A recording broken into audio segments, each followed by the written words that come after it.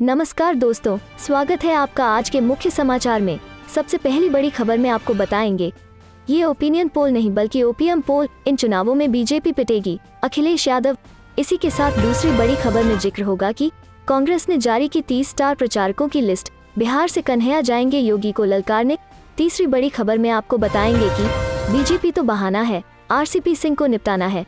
खुलकर सामने आया जेडीयू के भीतर का घमासान, ललन सिंह ने अपने केंद्रीय मंत्री से जवाब मांगा। दोस्तों, हर एक खबर की गहराई में आपको ले जाएंगे, लेकिन उससे पहले अगर आपको भी ऐसा लगता है कि भाजपा की उल्टी गिनती शुरू हो चुकी है, तो आप अभी इस वीडियो को लाइक कीजिए और इस लाल बटन को दबाकर चैनल को सब्सक्राइब करके घंटी बजाइए और कमेंट में लिखे जय हिंद। ये ओपिनियन पोल नहीं बल्कि ओपीएम पोल, इन चुनावों में बीजेपी पिटेगी, अखिलेश यादव। जी हाँ दोस्तों, यूपी के पूर्व मुख्यमंत्री और समाजवादी पार्टी के मुखिया अखिलेश यादव ने ओपिनियन पोल पर रोक को लेकर अपनी राय स्पष्ट की है। उन्होंने एनडीटीवी को दिए खास इंटरव्यू में सोमवार को कहा, चुनाव के पहले ये ओपिनियन पोल नहीं बल्कि ओपीएम पोल है। अखिलेश ने कहा कि जनता बीजेपी के खिलाफ खड़ी है, इन पार्टी के विधायकों को पीटा जा रहा है, गाँवों से खदेड़ा जा रहा है और उप मुख्यमंत्री को भी उनके निर्वाचन क्षेत्र में विरोध का सामना करना पड़ा। प्रधानमंत्री नरेंद्र मोदी की रैलियों के लिए सरकारी मशीनरी का दुरुपयोग किया गया। ऐसे में इन ओपिनियन पोल को कैसे सच माना जा सकता है? हम मांग करते हैं कि इन पर बैन लगाया जाए। बीजेपी महंगाई पर बात नहीं करना चाहती, कड़वा तेल, घरेलू गैस, पेट्रोल डीजल पर बात नहीं करना चाहती। अखिलेश ने कहा, ये सब लोग बीजेपी से महंगाई पर, बेरोजगारी पर सवाल नहीं पूछते हैं, ये दंगे की बात करते हैं। ये नहीं बता रहे हैं कि इनके विधायक कूटे जा रहे हैं। बीजेपी के लोग प्रचार नहीं कर पा रहे हैं। राजनीतिक रैलियों पर चुनाव आयोग की रोक के सवाल पर अखिलेश यादव ने कहा, बीजेपी ने वर्चुअल रैली की तैयारी पहले से कर रखी थी। बीजेपी के सारे स्टूडियो तैयार थे। बीजेपी के क्या बीजेपी को पहले से पता था? हालांकि उन्होंने स्पष्ट किया कि वो चुनाव आयोग पर सवाल नहीं उठा रहे हैं। चलते हैं अगली खबर की तरफ। कांग्रेस ने जारी की 30 स्टार प्रचारकों की लिस्ट, बिहार से कन्हैया जाएंगे योगी को ललकारने। जी हाँ दोस्तों, उत्तर प्रदेश विधानसभा चुनाव के पहले चरण के लिए कांग्रेस ने 30 स्टार प्रचारकों की सूची जारी की है।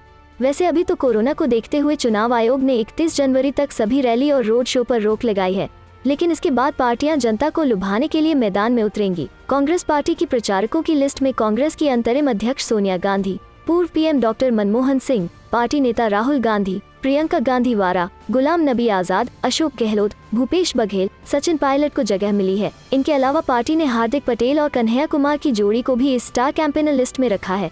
बता दें कि कन्हैया कुमार ने पिछले साल ही कांग्रेस ज्वाइन किया था। बिहार कांग्रेस से पार्टी ने एकमात्र नेता कन्हैया पर ही भरोसा किया है। कन्हैया कुमार यूपी में योगी आदित्यनाथ को ललकारेंगे। कांग्रेस ने यूपी में प्रचार के लिए अपने तमाम बड़े नेताओं को मैदान में उतारने का प्लान बनाया है, जिनमें राजस्थान के सीएम अशोक गहलोत और सचिन पायलट जैसे नाम शामिल हैं। साथ ही पार्टी से नाराज चल रहे गुलाम नबी आजाद का नाम भी लिस्ट में शामिल है। चलते हैं अगली खबर की तरफ। बीजेपी तो बहाना है, आरसीपी सिंह को निपटाना है। खुलकर सामने आया जेडीयू के भीतर का घमासान, ललन सिंह ने अपने केंद्रीय मंत्री से जवाब मांगा। जी हाँ दोस्तों, तकरीबन 6 महीने पहले की बात है। ललन सिंह जेडीयू के राष्ट्रीय अध्यक्ष चुने गए थे। उनकी ताजपोशी पर मुहर लगाने के लिए जेडीयू की राष्ट्रीय परिषद की बैठक हुई थी। इस बैठक में जेडीयू नेताओं के एक ग्रुप ने बीजेपी के खिलाफ खुले जंग का ऐलान कर दिया था।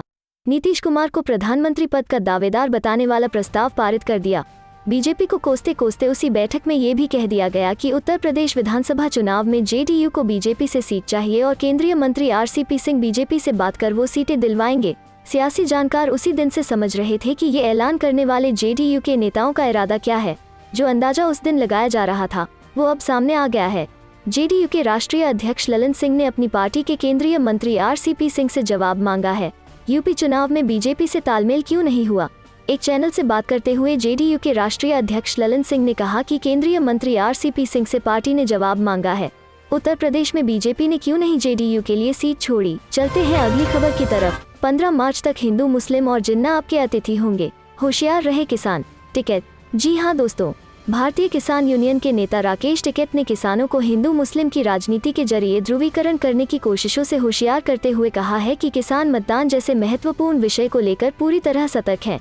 टिकैत ने रविवार की रात इगलास इलाके में एक निजी समारोह से इतर संवाददाताओं से बातचीत में कहा, आने वाले कुछ हफ्तों में हिंदू, मुस्लिम और जिन्ना के मुद्दे खूब सुनाई देंगे, मगर किसानों को ऐसे भ्रमित करने वाले मुद्दों से होशियार रहना होगा। उन्होंने किसानों को सतर्क करते हुए कहा, मतों का ध्रुवीकरण करने और निहित स्वार्थों के जरिए ध्यान भटकाने के लिए हिंदू मुस्लिम के मुद्दे उठाए जाएंगे। अगले 15 मार्च तक हिंदू, मुस्लिम और जिन्ना उत्तर प्रदेश के अतिथि बन जाएंगे। इस सवाल पर कि किसानों का चुनावी रुझान क्या है, टिकैत ने कहा, जब किसानों की उपज को उसकी लागत के आधे दाम पर बेचने पर मजबूर किया जा रहा हो तो उन्हें बताने की जरूरत नहीं है कि वोट किसे देना है। किसान अपने मुद्दों को लेकर बहुत होशियार हैं। चलते हैं अगली खबर की तरफ। चुनाव से पहले कांग्रेस की घोषणा, 500 से ऊपर नहीं जाएंगे गैस सिलेंडर के दाम। जी हां दोस्तों, राज्य में विधानसभा चुनाव से पहले कांग्रेस पार्टी ने टुकड़ों में अपने घोषणा पत्र को जनता के बीच रखने की शुरुआत कर दी है। पहले फेज में 4 प्रमुख घोषणाएं की गई हैं। इसके तहत राज्य में कांग्रेस की सरकार बनने पर प्रदेशवासियों को गैस सिलेंडर 500 रुपए में उपलब्ध कराया जाएगा। अतिरिक्त भार राज्य सरकार उठाएगी। इसके साथ ही 5 लाख परिवारों को हर साल 40,000 रुपए की स्वावलंबन राशि देने और 4 लाख लोगों को रोजगार देने की बात कही गई है। एक अन्य घोषणा के तहत राज्य में स्वास्थ्य सुविधाओं को आधुनिक तकनीक से जोड़ते हुए हर गाँव, हर द्वार तक पहुँचाने का वादा किया गया है। अखिलेश यादव ने एक और सीट से चुनाव लड़ने का दिया संकेत, प्रियंका गांधी के ऑफर का भी जवाब। जी हां दोस्तों, समाजवादी पार्टी के अध्यक्ष और पूर्व मुख्यमंत्री अखिलेश यादव ने एक और सीट से चुनाव लड़ने का संकेत दिया है। अखिलेश ने प्रियंका गांधी के समर्थन के ऑफर के मुद्दे पर कहा कि उनके गठबंधन को किसी के समर्थन की जरूरत नहीं पड़ेगी। प्रदेश की जनता में योगी सरकार के खिलाफ जबरदस्त आक्रोश है और सपा गठबंधन इस चुनाव में 400 से ज्यादा सीटें जीतने में कामयाब रहेगा। न्यूज़ 24 से बातचीत में अखिलेश यादव ने किसी अन्य सीट से चुनाव लड़ने के सवाल पर कहा कि यदि पार्टी कहेगी तो करहल के अलावा किसी अन्य सीट से भी चुनाव लड़ सकता हूं। अखिलेश ने योगी सरकार में डिप्टी सीएम केशव प्रसाद मौर्य को भी अपनी पार्टी में शामिल होने का न्योता दिया।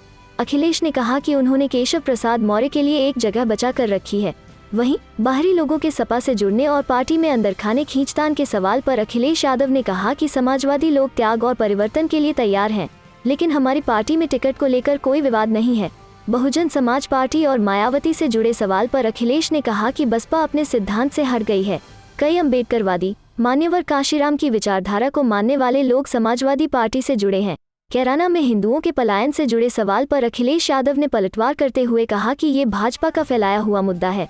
अखिलेश ने अपने पिछले कार्यकाल की खूबियां गिनाते हुए कहा कि हमने 18 लाख लैपटॉप बांटकर डिजिटल डिवाइड को खत्म किया, सर्वश्रेष्ठ पुलिस मॉनिटरिंग व्यवस्था तैयार की, 100 और 1090 जैसी सेवाएं शुरू कर कानून व्यवस्था को मजबूत किया।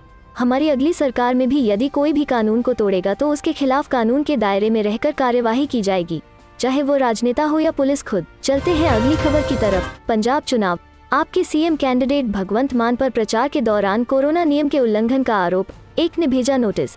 जी हां दोस्तों, विधानसभा चुनावों में कोरोना वायरस महामारी के चलते चुनाव आयोग ने रैलियों और जनसभा को लेकर गाइडलाइंस जारी की हैं, लेकिन एक के बाद एक ऐसी खबरें आ रही हैं जहां पर चुनावी कार्यक्रमों के लिए कोविड नियमों का उल्लंघन के आरोप लग रहे हैं।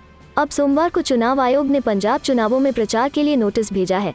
पंजाब के संगरूर में आम आदमी पार्टी के मुख्यमंत्री पद के उम्मीदवार भगवंत मान पर प्रचार के दौरान कोरोना नियम के उल्लंघन का आरोप लगा है, जिसके चलते एक ने उन्हें नोटिस भेजा है। पंजाब में आम आदमी पार्टी के मुख्यमंत्री उम्मीदवार भगवंत मान मुख्यमंत्री उम्मीदवार बनने और धुरी से उम्मीदवार घोषित होने के बाद रविवार को पहली बार अपने निर्वाचन क्षेत्र धुरी पहुंचे थे।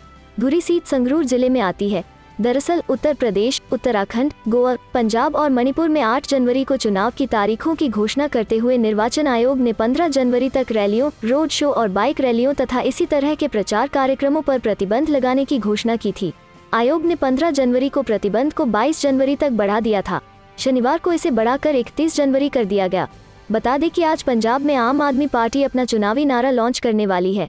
आज दोपहर 1:30 बजे भगवंत मान जालंधर में प्रेस कॉन्फ्रेंस करेंगे, जिसमें पार्टी के चुनावी नारे की घोषणा की जाएगी। बता दें कि पंजाब में चुनाव की तारीखें रविदास जयंती की यात्रा के चलते बदली गई हैं। यहाँ 117 विधानसभा सीटों के लिए चुनाव अब 14 फरवरी के बजाय 20 फरवरी को एक चरण में हो रहे हैं। संशोधित कार्यक्रम के मुताबिक अब अधिसूचना 25 जनवरी को जारी की जाएगी और नामांकन की अंतिम तारीख 1 फरवरी होगी। नामांकन पत्रों की जांच 2 फरवरी को की जाएगी और 4 फरवरी तक नाम वापस ले जा सकेंगे। मतों की गणना सभी 5 चुनावी राज्यों में 10 मार्च को होनी है। चलते हैं अगली खबर की तरफ। चुनाव से पहले अयोध्या में रेल हादसे की आतंकी साजिश, ट्रैक से खोले गए नट, 3 ट्रेनें भी गुजरी। जी हां दोस्तों, उत्तर प्रदेश सहित देश के 5 राज्यों में होने जा रहे विधानसभा चुनावों और गणतंत्र दिवस से ठीक पहले अयोध्या में कथित तौर पर एक बड़े रेल हादसे को अंजाम देने की आतंकी साजिश का मामला सामने आया है। हालांकि इस हरकत के पीछे कौन था इसका अभी पता नहीं चल सका है। घटना का खुलासा होने के बाद पुलिस के साथ ही रेलवे भी सतर्क हो गया है। जानकारी के अनुसार अयोध्या धाम के रानोपौली रेलवे क्रॉसिंग के पास शनिवार देर रात रेलवे ट्रैक के 6 नेट खुले मिले थे।